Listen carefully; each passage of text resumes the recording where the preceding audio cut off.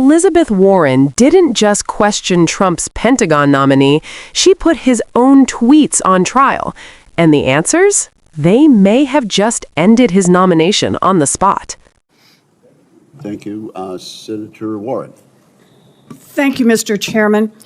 Our military is strong because each member pledges loyalty to the Constitution, not to a specific president or a political party. And in return, military service and promotion are not tied to a political party or personal loyalty. President Trump threatens that political neutrality with no explanation. He has fired the chairman of the Joint Chiefs of Staff and the chief of naval operations. Secretary Hegseth has purged top military lawyers and called for removing, quote, woke generals.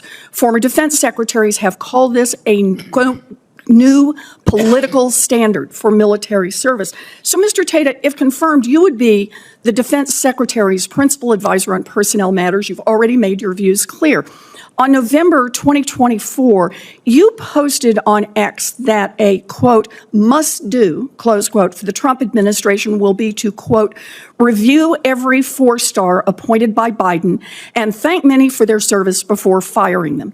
Mr. Tata, what evaluations did you do for each of the dozens of four-star generals and admirals to convince you that each of them needed to be fired?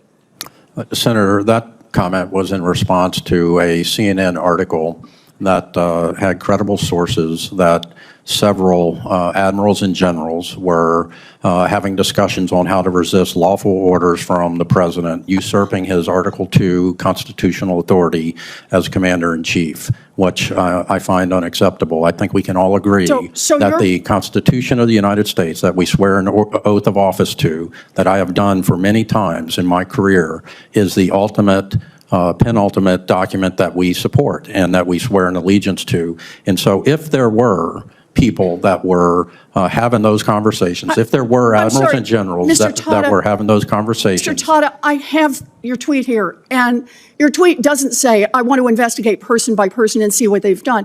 I also want to make clear that when generals are having conversations about what to do if they receive illegal orders so that they can still follow their obligations under the Constitution of the United States, then they are following the law. They are not breaking the law. But let's go on to what else you have said. Senator, if I might, the article said controversial, did not say illegal. And so controversial is very subject to interpretation. I just want to clarify here. You want to say, you want to fire everybody. I've got your tweet here. I don't want to fire anybody, Senator. They gave controversial statements? I'm sorry, it says before firing them.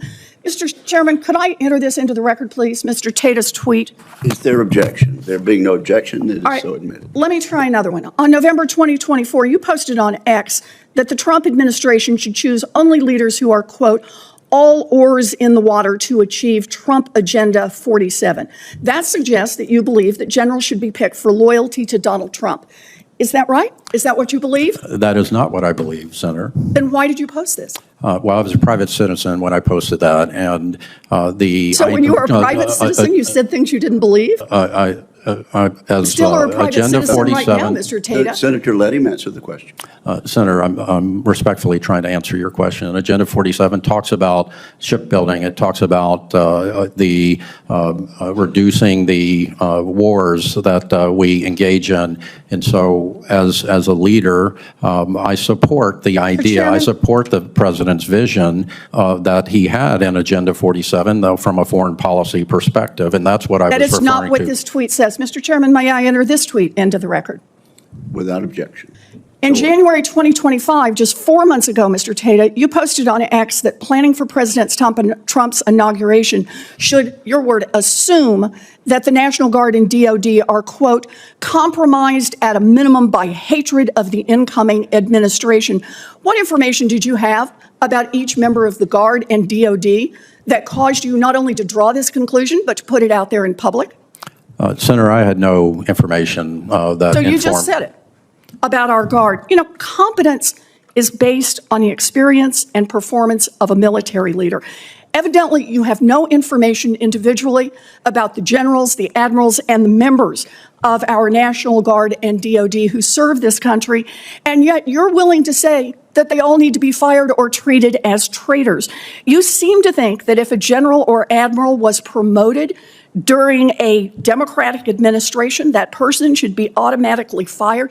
That's just a political purge and a pretty standard move for a dictatorship. I think it disqualifies you for this office. Thank you. Elizabeth Warren didn't raise her voice. She didn't need to.